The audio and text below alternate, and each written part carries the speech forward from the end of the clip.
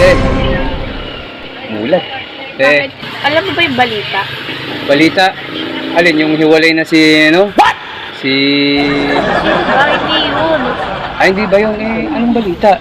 Yung 500, makakabili ka sa Noche Buena. 500 pang Noche Buena? Oo. So, So kuya, maniniwala ka ba na sa 500 na halaga makakabili ka ng pang Noche Buena? eh, kung yung spaghetti 50 pesos, kasama na yung sauce doon, yung mga sahog, sibuyas, kamatis, mantika, tapos yung ham 20 pesos, maniniwala ako na kasya yung 500 na yun. Sino ba nagsabi nun? Sa internet. Sabi mo sa nagsabi yun, hello? Nasa modern day na tayo ngayon, wala tayong sapas. Kung sapas yan, sigurado maniniwala ako, mas maraming sahog-sahog doon. Marami kang mabibili sa 500 na yun. Dahil mura pa bilihin ngayon.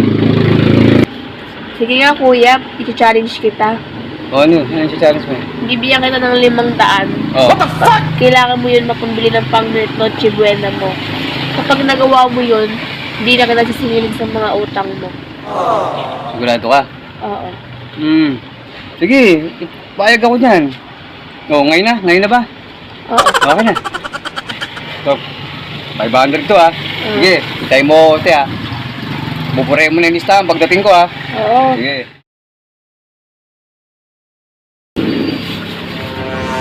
Ate, ito na ha. Nakabili na ako. May sukli pa yan. Ito ha. Oh, may pansit na, di ba? Panghanda yan. Tapos, aldereta. Makita mo? Aldereta. Tapos, may Bicol Express pa. Oh, may mechado na. Oh, di ba? Tapos yung kasya yung 500 pag ako dumiskarte. Buray mo na listahan ko ha. Na ako. Wala, parang nautaka naman ako nun.